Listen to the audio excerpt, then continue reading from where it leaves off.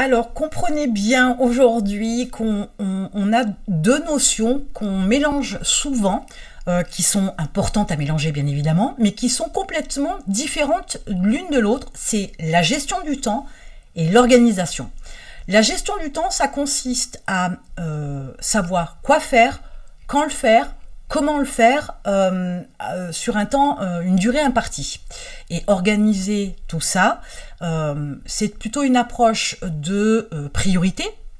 C'est plutôt une manière de classer ces documents, etc., de mettre en place des procédures, des process, des workflows qui permettent d'être plus efficaces.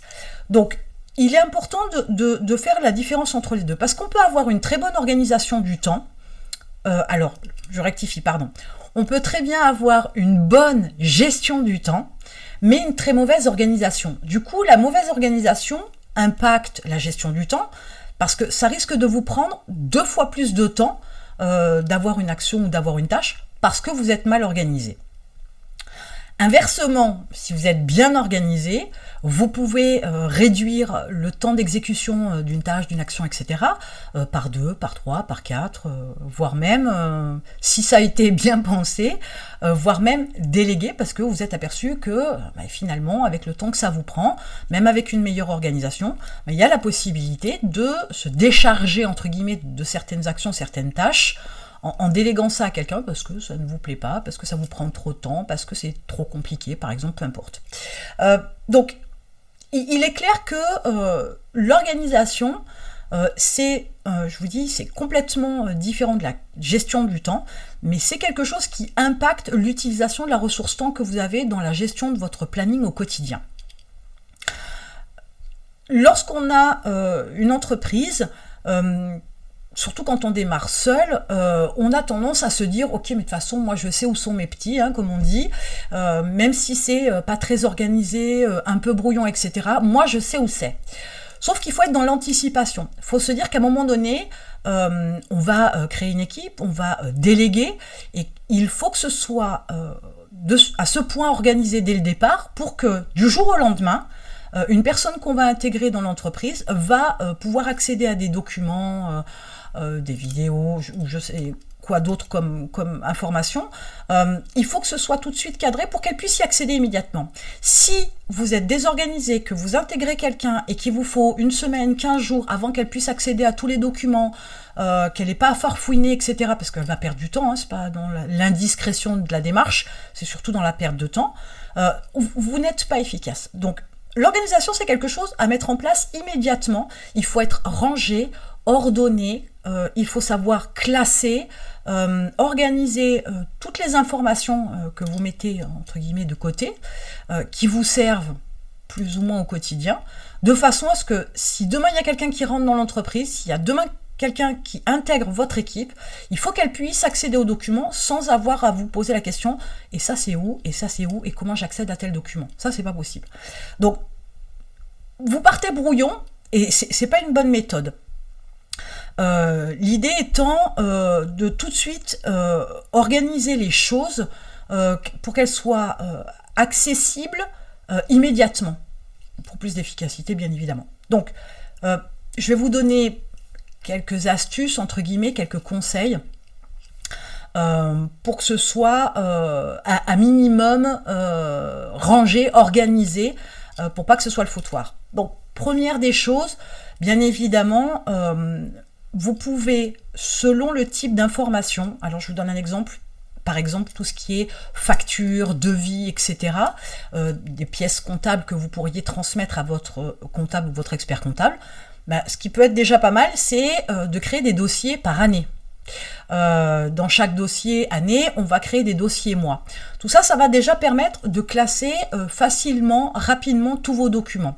Après, il y a peut-être une manière, en fonction de votre expert comptable ou votre comptable, il y a peut-être une manière de donner, de nommer ces fichiers-là pour que lui s'y retrouve et qu'il y ait une meilleure organisation dans la comptabilité, pour lui faire gagner du temps. Parce que je vous rappelle quand même que s'il passe trop de temps à gérer vos documents, forcément, ça va avoir un coût. Voilà le genre d'approche que vous pourriez avoir avec une approche donc au niveau des dates. Pour certaines choses, ça peut être une organisation par ordre alphabétique. Par exemple, vous pourriez avoir des approches documents, où vous allez classer ça par ordre alphabétique, par exemple avec l'échange avec vos fournisseurs, par exemple, ou vos clients, et avoir une gestion de vos clients ou de vos fournisseurs dans une base de données annexe, où les documents vont être reliés, par exemple. Là, vous savez que c'est le fournisseur machin, et ben dans vos documents, vous allez à fournisseur machin et vous allez trouver le devis concernant tel ou tel matériau que vous avez demandé. Rien que ça, déjà, ça change la donne. Point important, conseil supplémentaire, n'essayez pas, faites-le. Mettez toutes ces informations, tous ces documents, mais ça, je vous dis, ça peut être donc du document, du PDF ou autre, ça peut être de l'audio, ça peut être de la vidéo, ça peut être aussi des numérisations de documents que vous avez fait important, que vous avez reçu papier.